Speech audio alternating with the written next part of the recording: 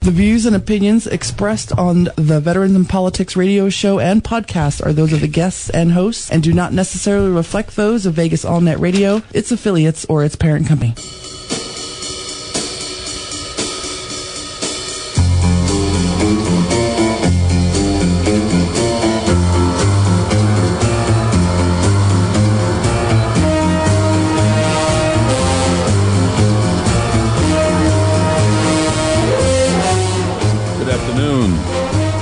This is Steve Sanson and Jim Jonas with Veterans in Politics. Today's guests, we're going to have Peggy Leavitt, who's the Boulder City Councilwoman-elect. And then we're going to have Rose Moore, who is a radio show host and soon-to-be candidate for Clark County School Board Trustee for 2012. My God, they're starting already. Yeah. They are starting already, Jim. Just like Mark Amadei, who's now the GOP nominee to run for Congressional District 2 seat. Interesting choice. Mark Amadei. What has Mark Amadei done? Do you know? No, I don't. And that's why I said interesting choice. What has he done in the state senate? Not much. What has he done when he was, quote unquote, sitting in as the acting state party chairman? Again, not much. So it just brings me back to, we have a political vacuum. The public is obviously upset with the Democrat Party right now and the direction of the country. So why hasn't the Republican Party been able to actually get someone to just get everybody enthused? I just don't get it. There's like a leadership vacuum in the Republican Party right now, in my opinion. You think Mark Amadei had that more of a name recognition and everybody just decided that that's the one? Yeah. So the State Central Committee only voted on name recognition, basically. Yeah, that sounds but, about right. This still is still up for grabs because Nevada Supreme Court never came back with a ruling yet to say if the parties could pick their own nominees to run for the Congressional District 2 race instead of having an open platform like Secretary of State Ross Miller wanted to have. Oh. But I don't know. Mark Amadei. He hasn't done anything really. I mean, nothing significant. I mean, he got elected to the state senate, and he got nominated as the chair to replace Chris Comfort. But I don't know. I haven't seen him do anything. Yeah, me either. And since we're both registered Republicans and we're talking in a very monotone voice, if he's not exciting us, how exciting will he be to the voters? Oh, that's true. I don't know. Wait, let's switch topics a little bit. Do you have any rants? Yeah, actually, I was watching Bill O'Reilly, which I do occasionally, and come to find out, Steve, do you know this? That Pakistan actually just arrested 5 people that helped the United States find and kill Osama bin Laden? Yeah, I know, and we gave them like I believe the amount I saw was $5 billion to help us with the war on terrorists, and then we gave them an annual amount of something, I forget how many millions of dollars every year just for their development. Yeah, so 20, actually, the figure I heard was we've given them over $20 billion over the last 10 years. Yeah. All right?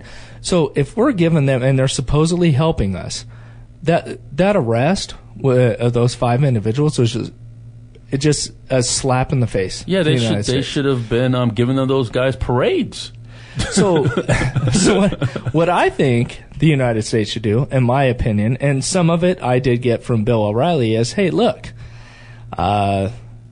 Let's go back to the Bush doctrine. Remember right after September 11th when Bush said, you're either for us or against us?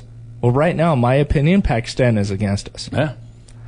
So what I think we should do is, they say it's a sticky situation. The Pentagon says, so it's a sticky situation because a lot of our supplies are coming through Pakistan, and if they close that supply line down, then that's going to hurt our troops in Afghanistan.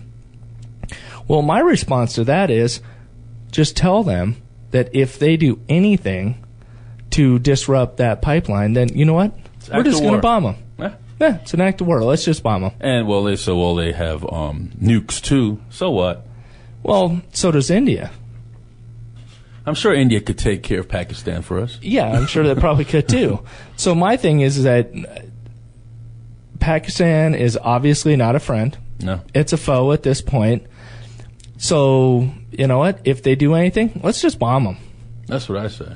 I mean, and I've tried to hold back on this opinion that I have, but I mean, honestly, in that region of the world, and I'm not condemning any particular group of individuals in general, but we don't know who is friend or foe at this point. We really don't. You know, we should get NATO involved. Same thing like we're doing with Libya. Yeah.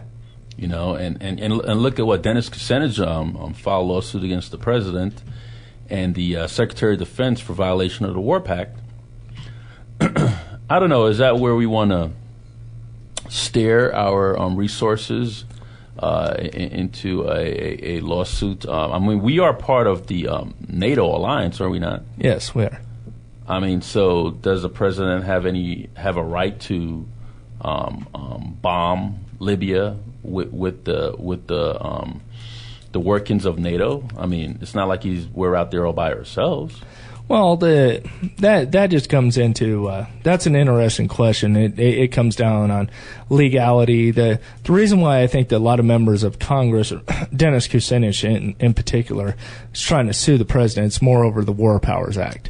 You know, any president can send troops into combat at his discretion, but once it hits the 60, 90-day mark, then he has to go to Congress. Well, you know, he's not putting any boots on the ground, and the only branch of service that he could put boots on the ground is the Marine Corps, because the Marine Corps is considered the president's own, and he has 90 days to do whatever he needs to do with the Marine Corps without the act of Congress. So I don't know. I mean, my opinion just generally is this. You're either a friend or you're a foe. Pakistan has to be taken as a foe at this point. But I don't think that the Obama administration will actually step up and say that. And I'm not knocking the Obama administration because I'm sure the Bush administration wouldn't do it either. It comes back to what we were talking about last week, Steve. When do you just decide that talking is not enough? You can't talk to these people.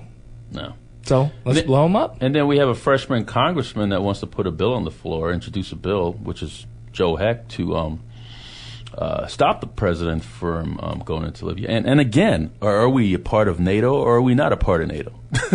Right. You know? So I don't know. Well, I think more to just discuss the Joe Heck issue is it just comes down to a war of convenience. Yeah. Now, obviously, Joe Heck is a Republican, and I am too. But he seems to be very critical, and the Republicans in general, very critical of Obama being able to go into Libya and do what he's done. Well, did you hear the latest? Speaking of Joe Heck, Congressman Heck and Lieutenant Governor Brian Krolicki is part of the Lead Alliance here in Nevada to help Mitt Romney with his presidential bid.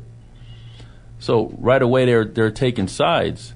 And speaking of taking sides, you know, and going to the local races a little bit, you know the race between Councilman Richard Churchio and Dr. Wade Wagner, yeah. And it was a one-vote decision that made Dr. Wade Wagner win the race over Councilman Churchio. And then Lomax, who is the voter guru here in Clark County, Larry Lomax, found out that there was an illegal vote, that apparently somebody from Ward 3 voted in the Ward 4 race. So that one vote, it could have been a tie, or it could have been a 2-vote decision for, it wouldn't have been it could have been a 2-vote for Wade Wagner, or a tie, and they couldn't canvass that vote. They couldn't canvass the vote for Ward 4, so they decided to vote in the precinct where they found the illegal vote. But anyways, the city council, you got Robert Elysian, or I hope I pronounced his name correctly, the city councilman, said that he gave money to the Churchill campaign, but it won't affect his decision in whether to canvass the vote or to or to have another election. And Councilwoman Anita Wood said the same thing. But then you had the mayor, Sherry Buck, said that her husband was paid to be on that race, to be on Dr. Wade Wagner's race, and her kids was paid to be on Dr. Wade Wagner's race. So she recused herself. You know, I think Sherry Buck needs to follow Mayor Goodman, because Mayor Goodman, I've never heard Mayor Goodman ever step in and supporting a race, period. No. Unless it's his wife. What? Yeah, well. And he's leaving. Right. But while he was there sitting as the mayor, he has never publicly or paid or otherwise support any candidate running for a council chair. And here we have Sherry Buck, who's getting financial benefits from it. So it strikes me odd at times, you know. I mean, I don't think, is it a borderline ethical thing that somebody that's actively sitting on the council, having their family being paid to be on a particular race against the incumbent? I don't know. There's a lot of questions that are going unanswered. But speaking of that race, they decided to go ahead and not canvass the votes, which would be a smart way, and to have a re-election in that precinct that they found the illegal vote, which I thought they made a very good decision. And Councilman Robinson also voted that way, so it was a unanimous 3-0. But, you know, I don't know what's going on with these elections nowadays. It's just, you hear my voice, I'm not really excited about it. It's just really discouraging. I know, and I'm the same way. That's why when you brought up Mark Amadei, I was like, well, neither one of us sound too excited one way or the other. The thing that, you know, and we go back to a national level is Congressman Weiner. You know, finally resigned. Yeah, finally resigned, or like what they said on a couple comments I heard on Facebook, Weiner finally pulled out, which I thought was kind of... Well, you know something? If I was Weiner, I would have stayed in there. You know why? Because here we have the President of the United States that actually received a blowjob in the Oval Office, received sexual treatment, lied, perjured himself saying he didn't have sexual relations. What makes Weiner, who's a little congressman out of a congressional district in Brooklyn and Long Island, a little bits part of New York City, why are they pounding on him so much? Nancy Pelosi was there during the Bill Clinton era, right? So I think it comes back to a lot of what we were talking about last week, and why it seems like Republicans get beat up a lot when they do stuff like this, but the Democrats don't. Now all of a sudden, you know, Democrats getting beat up quite coincidence, a bit, or somebody listened to our show? I hope someone listened to our show. You know, and I just want to put a word out there for all those nonprofits that are having people in charge of the monies to be very careful of who they put in charge of the monies. Like, for example, Marine Corps League. They got this one guy, Scotty Cruz, who was the paymaster for 11 years, and I told him that they're too comfortable with their people. Stole $100,000. Nobody knew. Right. 11 years. Nobody knew. All of a sudden. And then they had, I forget her last name, but took over for him. Her name is Amy. Took over from one of the Marine Riders and stole $6,000. Yeah. And, you know, and nobody's excused of this. And here I am, you know, Veterans in Politics. We just had a post-election party. And one of the guys, his name is Lou LaBello. Actually, his real legal name is Luigi LaBello, born the same year, around the same year as my son was born, stole a little over $300 from the Veterans in Politics. So it's a little bit distasteful. And when people say, well, trust people, trust them, how could you trust them? No. You can't really trust anybody. You know? I mean, I trust a few. He wasn't one of the people that I would. Right. But I kind of let go, you know, to see what happens, and basically kind of bit me in the butt. So, I don't know. What do you think? No, I just think that it's unfortunate for... it's just unfortunate in general that you can't trust anyone anymore. No. You always got to watch. So I get this. I get this at the place I work at sometimes. Like, you know, you really need to let go. You need to delegate more. You need to trust others. And and it seems like every time I do the same thing, even at work. And you would think work would be different, right? Because you're getting paid to do it, right? Yeah. But anyways, I filed an embezzlement charge against Luigi Labello, and I know a lot about him. Social Security number, whole 9 yards. Yeah. So that's that, and I see what happens with that. And he's trying to be an attorney in San Diego. Well, trying to go to law school, actually. But anyways, I hope that never comes to fruition. Yeah. Did I pronounce that correctly? Yes, you did. All right, very cool. Well, you know what? You got any more rants? No. All right. Well, let's go on to let's take a commercial break, and then we're going to bring Peggy Leavitt, who's the Boulder City Councilwoman-elect, and chat with her a little bit about stuff that's up in Boulder. This is Steve Sanson, Jim Jonas with Veterans in Politics. We'll be back momentarily.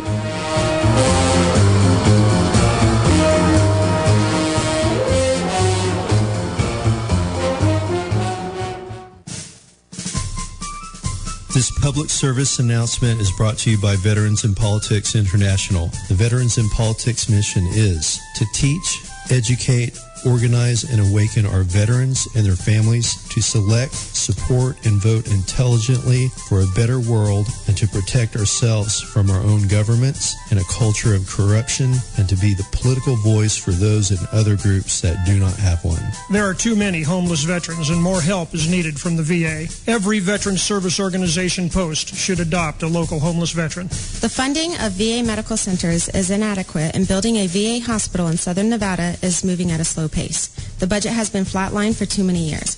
The VA is too quick to deny claims and too slow to help veterans gather records in support of claims. Local politicians ignore veterans and their issues. They perceive a lack of organization among their local veterans, and that it won't hurt them at election time. Veterans too often vote party, not veteran issues. All veterans should vote in every election. The news media give inadequate coverage to veteran issues and events. You must send letters to the editor and voice this concern. Please contact your members of Congress and Senate and urge them to co-sponsor key legislation in supporting our veterans. Please support Veterans in Politics. And to get more information, go to www.veteransinpolitics.com. Americans have been fooled by politicians about illegal immigration. They make you think that if you bring up this topic, you are a racist. Did you know that America is the only country on this planet that does not enforce its federal immigration laws? For the fear of being called a racist. I am for legal immigration. I was born on the island of Jamaica, became an American citizen, served 12 years in the U.S. military, served in Desert Storm, and received a Presidential Unit Citation, National Defense Medal, and Marine Corps Commendation. Our immigration laws serve a purpose. I understand that this country was founded on immigration, but there is a wrong way and a right way. I'm here to tell you that illegal immigration is breaking our federal laws. Why don't you call me a racist? This is Steve Sanson. What are you doing online? I'm checking out the belly dance class we took last week. Where's it at? TakeBackYourBelly.com. That's right. We worked our arms. We worked our abs. We worked so hard and had a blast. No matter what your shape or size, come belly dance, you'll be surprised. For class schedule and location, log on to TakeBackYourBelly.com or call 219-3151.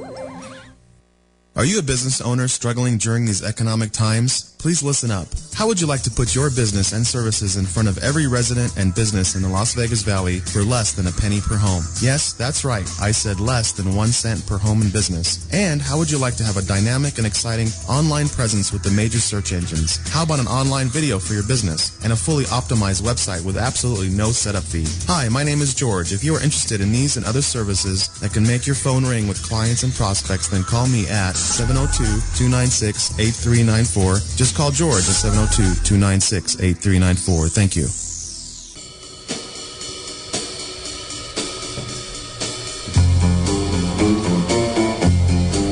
Well, we're back. This is Steve Sanson and Jim Jonas with Veterans in Politics. We have live in studio Peggy Leavitt, Boulder City Councilwoman-elect, and her husband Charlie, who's also here joining us.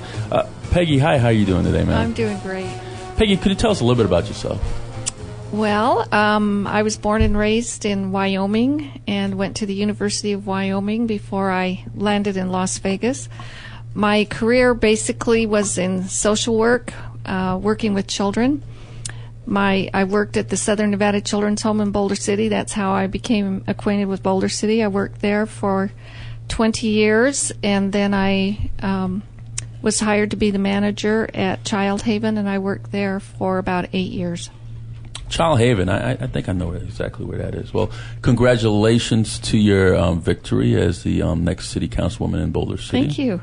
And I believe you guys are going to be sworn in on June 28th. Correct. Yeah, I'm going to. Are you coming out for that? I'm going to come out for that. Oh, good. It's like I told the mayor that I had to be at the Marine Corps League that day, but I'm going to come out for that.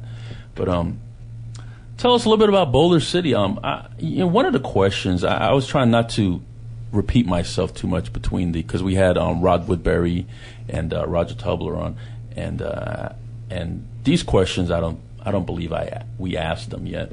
Tell us a little bit about tourism. How do you attract tourism up in Boulder City?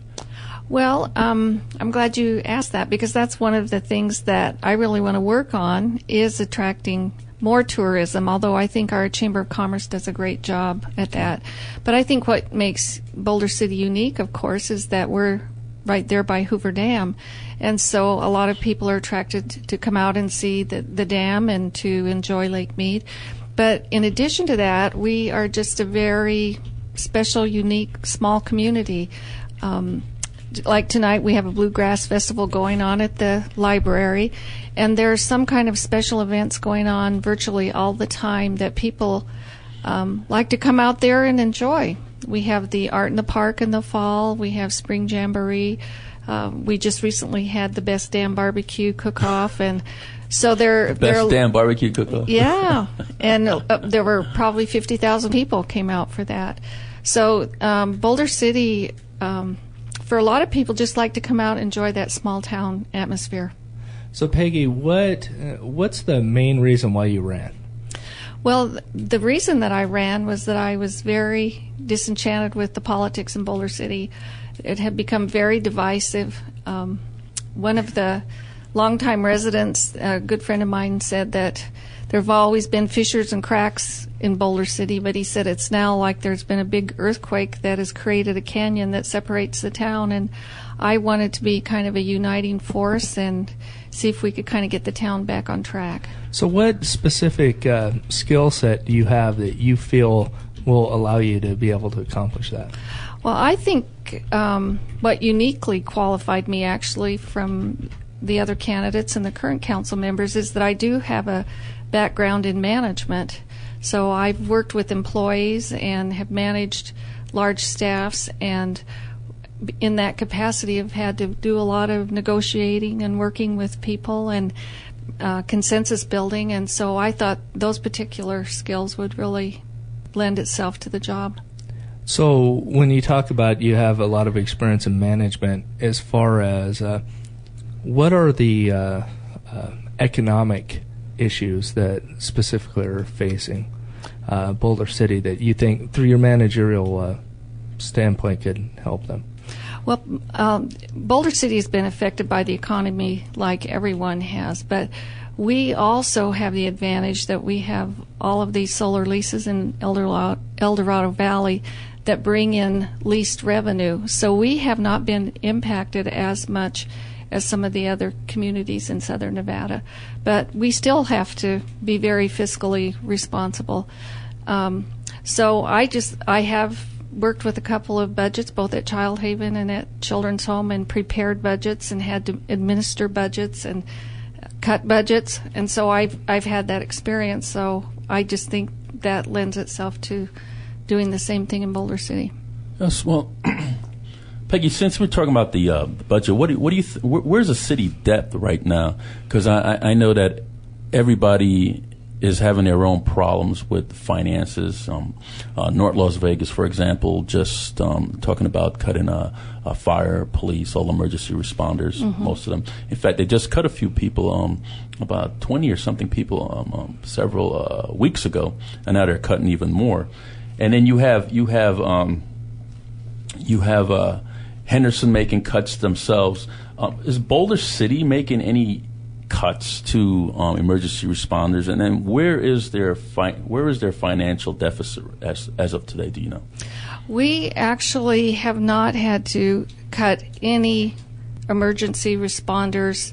That there were in the fire department, I think there were 35 positions, and we're down to 31. And in the fire department, they haven't had to cut any more than the ones that were already vacated. So there anybody abusing their sick leave over there? The fire not in our fire department. It's pretty lean, and they're very responsible and do a great job out there. And I forgot the other part of the question that you asked me. We haven't cut any emergency responders. The deficit. Where is the budget today in Boulder City? Our are you in the black or are you in the red? Well, we do have debt out in Boulder City. We have about $63 million in debt divided between the Boulder Creek Golf Course, the third straw that goes into Lake Mead, and then a water line that was built out in Boulder City, kind of divided between those three. But the lease revenue that's going to be coming in from the solar leases, in our financial plan, about 80% of the money coming in for from those solar leases is going to pay down the debt. You know, former Councilman Bill Smith, who was also running for I do know him. Another term as a city councilman down in Boulder City. I was watching a lot of his videotapes, and he was talking a lot about that golf course in Boulder City. Well, what's your viewpoint on the golf course in Boulder? Well, that was a big debate during the campaign because some of the former city councilmen wanted to close the golf course. My position was that... Why is that? Why did they want to close it? For me, it didn't make any sense to close the golf course because if you closed it, you still have the debt regardless. Was it a water issue or a maintenance issue or employee issue? They wanted to close it. Why did they? Well, they wanted to close it because the golf course is creates debt for Boulder City. So in my mind, I don't know why you would want to close it, because at least if it's open, you have revenue coming in. Right. And it's a wonderful resource out in Boulder City. It's a beautiful course, a beautiful clubhouse, and people enjoy it and use it. And so as long as we have it, we need to pay for it, which we will, because of these solar leases will help us pay for it. But it certainly makes no fiscal sense to me to close it when you still have debt on it. Do you play? I do play. I don't play over there very often. I'm not good enough, but I do play golf.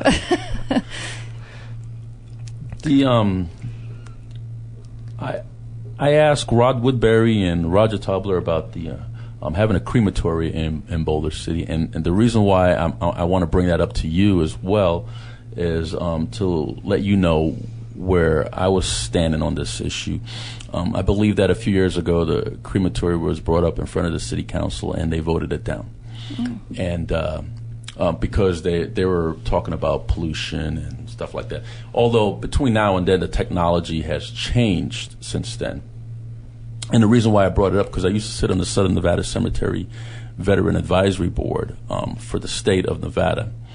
And the people, the family of the veterans that brought their loved ones to Boulder City were complaining that they had to transport the bodies to Henderson, Las Vegas, which accrue anywhere between $300 and $400 just to transport the body to get it cremated in Henderson, Las Vegas, because Boulder City doesn't have a crematory within its city.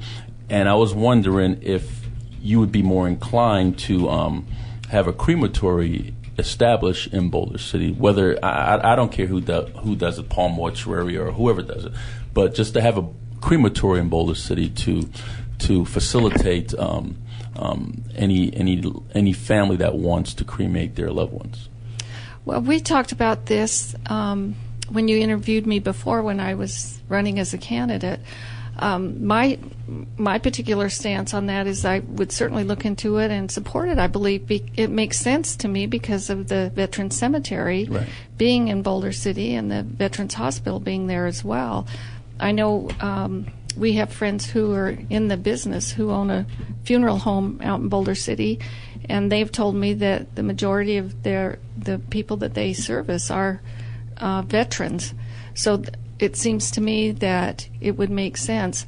I am also learning, since I've been elected and I am studying things, that it's a lot harder to enact something than it is simply to talk about it. Right. You think things should be so simple, but there's all kinds of regulations around it. But in theory, I certainly would support it. So, Peggy, on that note, now that you are elected, what kind of did you take into account before you decided to run? What kind of impact being on the city council would have on your family, and how much time you could actually dedicate to the city council? Well, I'm in a fortunate position in that I'm retired, so I can devote a lot of time to it. My husband is the only person I have at home. I don't have children or grandchildren living with me, so I'm pretty much free to devote as much time as I need to the job. How much time do you think that your position would actually take? Well, I'm anticipating that it will take at least 20 hours a week, if not more than that. Okay, and do you have any? I know this is premature, I understand, but do you have any plans of community outreach, things that you would do to to bring in voters, and maybe some community things that you could do as far as to hear the concerns of your constituents? Well, I'm very interested in hearing from the people. I think that's one of the ways that the city has fallen down, is not doing a good job of reaching out to their community. So I've already talked to the city manager about ways, community forums, community meetings, or workshops, or town hall meetings, whatever you want to call them, where we can get the citizens in and we can hear from them. I personally am involved in the Senior Citizen Center, so I love that population, and I volunteer there, and I will be serving on their board. I've also talked to a gal in Boulder City who has a internet outreach, I guess you call it, which is called Boulder City Social, and I think that we can use that forum to reach people through the internet. And I've really been thinking about that a lot, as a matter of fact, of ways that we can do a better job of communicating with our citizens about what's going on. Could you tell us a little bit about the water line? What do you know about the water line over there in Boulder City? Because apparently that was one of the topics that was brought up as well. I don't really know that much about it. I know that it was the concept of that was several city councils ago, so that Boulder City could get their fair share of the water. But I can't really tell you the history about it. Or do you pull water from the Colorado River or anything like that? You know what? I don't know. Okay. Yes, we do. Charlie, come on. Tell us a little bit about yourself. Charlie's a husband to Peggy. You're talking in my field now. I was a general engineering contractor that did water and sewer projects a lot in Boulder City. Okay. And so, yes, the water does come out of Lake Mead that we receive. We have a straw that comes directly from the Southern Nevada Water Authority's plant, and then this extra water line you're talking about comes from over in Henderson, from that water facility, and that was brought in so that Boulder City could capture the water that they have coming, because it's my understanding if they don't, then they're going to lose their share of the water. Well, how do you feel about Clark County wanted to pull water from White Pines? Was it White Pines Valley, I think it was? And that got shut down. Well, I have my personal opinions on let's that, hear it. and you know, most of Nevada, does not drain out of Nevada. It just goes into the ground. And so I think Nevada has a lot of groundwater throughout the state that's not being utilized. So I think there's ample water up there that could be pulled into the metropolitan Las Vegas area. Now, this is my own opinion, but we don't have a river that actually runs, other than the Colorado River, which touches the boundaries of Nevada. We don't have a river that runs out of Nevada, so all that water just goes into the ground from all of the mountain ranges. And this is my own personal opinion, that there's a lot of groundwater that could be utilized. So since this is your field, Lake Mead, you know, when you go by there, you see the white marks going down and down and down. If the water is keep decreasing in Lake Mead, why do we still have sea-doos and boats and all that stuff on it? Shouldn't they want to preserve it and just knock off the playtime over Lake Mead? I'm sure they're going to lose revenue if they do that, but still, I mean, which is more important, the revenue or the water? Well, I don't see there's a correlation between the amount of water that's in the lake and the boating and sea-doos and so forth. I think as long as the lake's there, those recreation facilities ought to be available.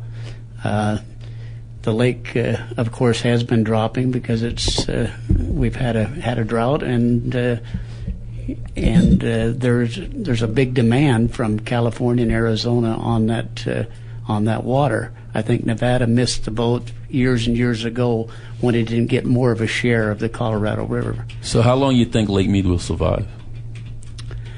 You know, only the good Lord knows that, because He's the one that's going to ride the rain and snow. That's a good answer. You should run for office.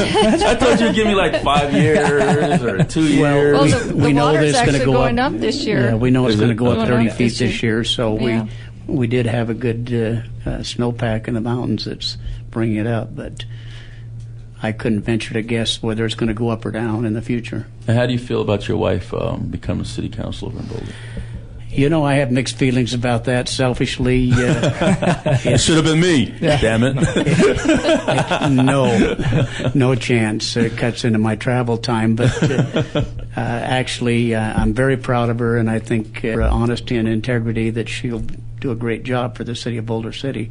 And so the city, it's a win-win for the city to have her on the city council. Hey, Peggy, I always wanted to ask you this. Are you a member of the Leavitt family here in Clark County?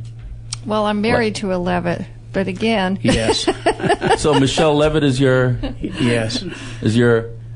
The majority of the Levitts in Michelle Clark, Leavitt, the district court judge, is she related to you? I don't know where she ties in, but yes. How about Myron Leavitt used to be on the... Myron Leavitt is part of the Big Leavitt family, which makes up the majority of the Levitts in southern Nevada. So you're in relation to the Levitts then? I am a Leavitt.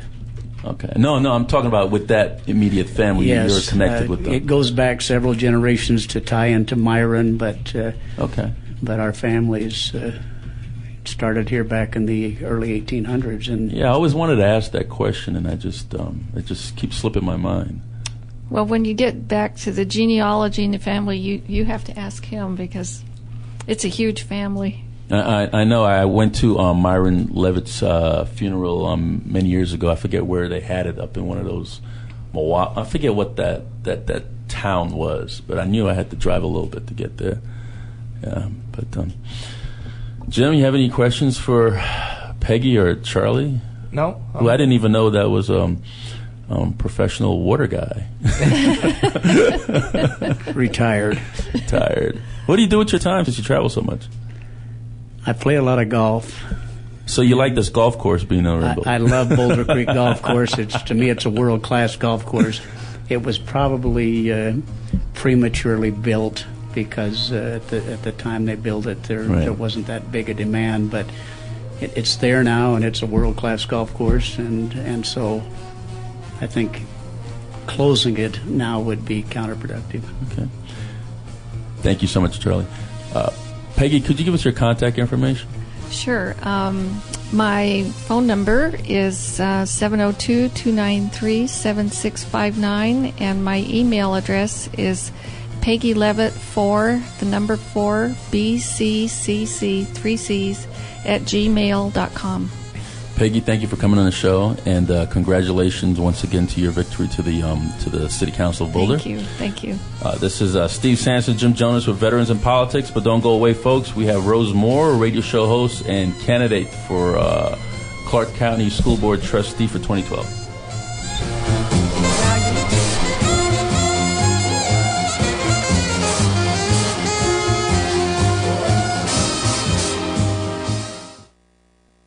Veterans in Politics takes a proactive approach to provide you, the veteran, with the political voice for which you fought and served. Veterans in Politics is becoming the premier veteran organization of the 21st century, with political candidate interviews, insight, and endorsements. Public speaking engagements in support of American values. Radio shows to keep you updated on the latest in veteran and military support operations. Providing job placement and business support. Go to veteransinpolitics.com today and do your part in defending liberty. What are you doing online? I'm checking out the belly dance class we took last week. Where's it at? TakeBackYourBelly.com. That's right. We worked our arms. We worked our abs. We worked so hard and had a blast. No matter what your shape or size, come belly dance, you'll be surprised. For class schedule and location, log on to TakeBackYourBelly.com or call 219-3151. Are you a business owner struggling during these economic times? Please listen up. How would you like to put your business and services in front of every resident and business in the Las Vegas Valley for less than a penny per home? Yes, that's right. I said less than 1 cent per home and business. And how would you like to have a dynamic and exciting online presence with the major search engines? How about an online video for your business and a fully optimized website with absolutely no setup fee? Hi, my name is George. If you are interested in these and other services that can make your phone ring with clients and prospects, then call me at 702-296-8394. Just call George at 702-296-8394. Thank you. This is Jim Jonas asking you to listen to Veterans in Politics. Veterans in Politics is a weekly broadcast internet talk show hosted by myself, Jim Jonas, and Steve Sanson, president of Veterans in Politics Incorporated, that airs every Saturday from 2 p.m. to 3 p.m. at www.vegasallnetradio.com. Veterans in Politics' sole purpose is to teach, educate, and inform veterans on issues and the candidates that will affect them. Too many politicians say they support veterans and their issues, but their actions tell a different story. Here at Veterans in Politics, we will expose these politicians by giving them a chance to come in and explain their actions to veterans so veterans can truly make informed decisions. Listen every Saturday to stay informed and to hold politicians accountable for their votes.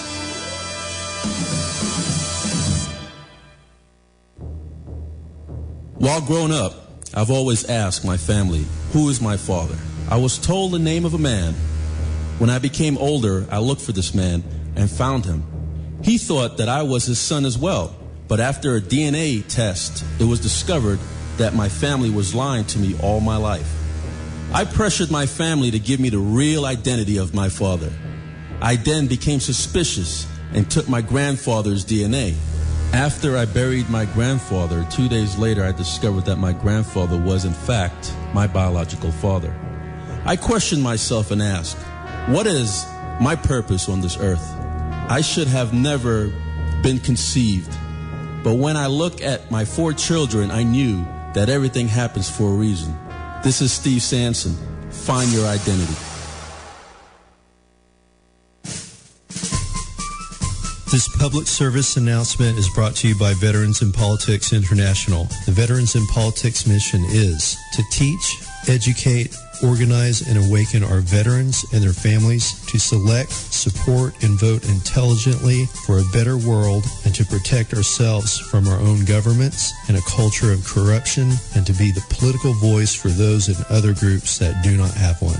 There are too many homeless veterans, and more help is needed from the VA. Every veteran service organization post should adopt a local homeless veteran. The funding of VA medical centers is inadequate, and building a VA hospital in southern Nevada is moving at a slow pace. The budget has been flatlined for too many years. The VA is too quick to deny claims and too slow to help veterans gather records in support of claims. Local politicians ignore veterans and their issues. They perceive a lack of organization among their local veterans and that it won't hurt them at election time. Veterans too often vote party, not veteran issues. All veterans should vote in every election. The news media give inadequate coverage to veteran issues and events. You must send letters to the editor and voice this concern. Please contact your members of Congress and Senate and urge them to co-sponsor key legislation in supporting our veterans. Please support Veterans in Politics. And to get more information, go to www.veteransinpolitics.com.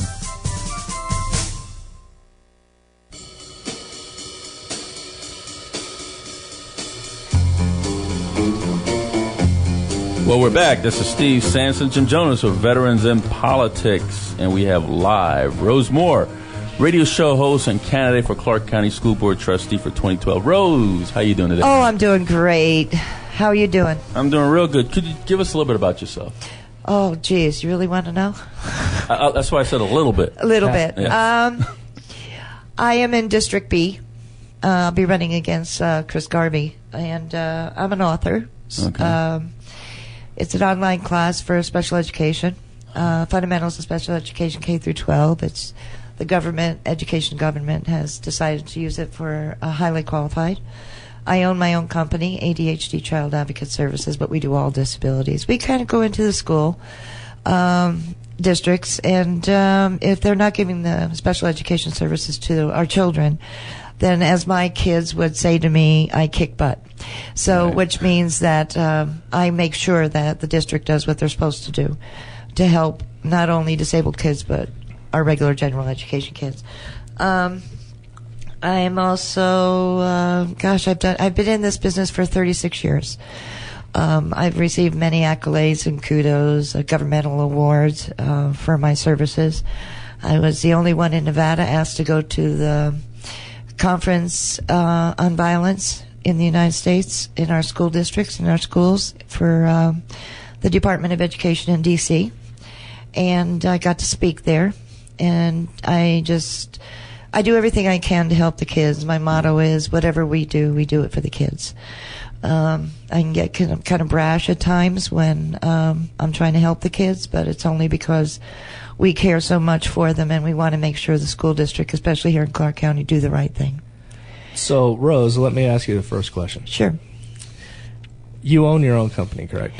I just handed it over to my husband, but I owned it since 2001. So you know basically what I was trying to get. You know how to run a company. Oh, absolutely. Okay. I have 2 degrees, by the way. I have one in early childhood education with a minor in psychology, and I have one in business management with a minor in law. Okay. So what do you see as the main problem with the Clark County School District that you could fix? The trustees are wonderful people. It's their heart is in it.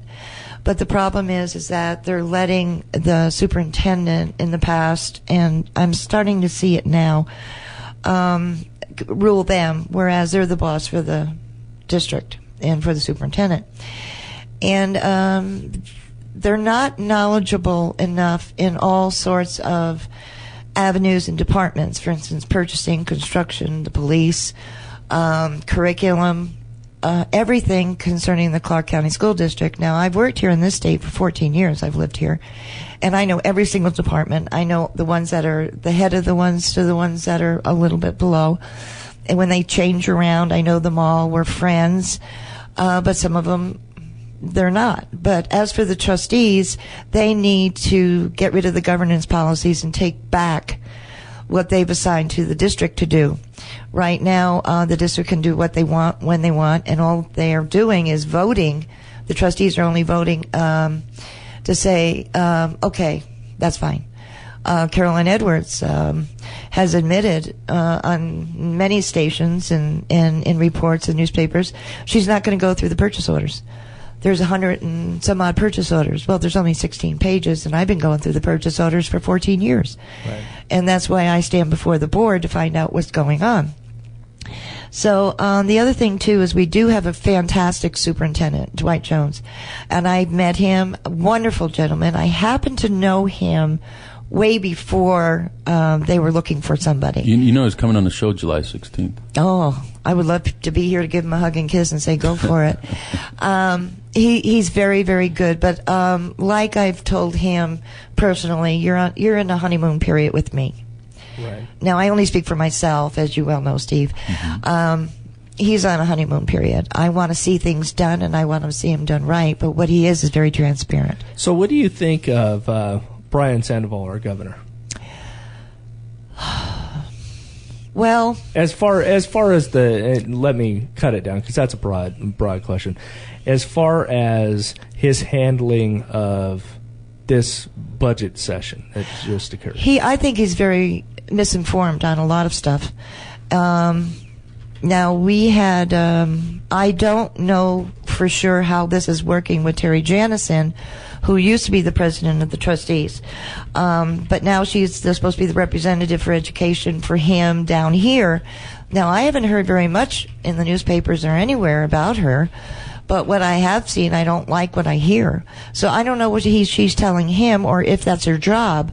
But as for Sandoval and his decisions, he's way out of line. He did sign the Extended Millennium Scholarship. But, Steve, it's always at the last moment. It's true. Everything is at the last moment. Now, just to bring that back to the district, we had a $245 million deficit that was brought before the trustees about 6 months ago. They were startled. Yeah. Why didn't they know? Jeff Weiler, he's the CFO. He should have told them. But now, all of a sudden, at the last minute, after they laid off all these teachers, they've cut the budget to the knees. Jeff Weiler found $167 million in the couch. In the couch. Well, you know what I'm saying? I wish I could find $167 million in my couch. Tell me about it. Even if I found $10 in my couch, I'll be happy. So here we have all these cuts and everything, and Jeff Weiler, CFO, he finds $167 million. Wait a minute.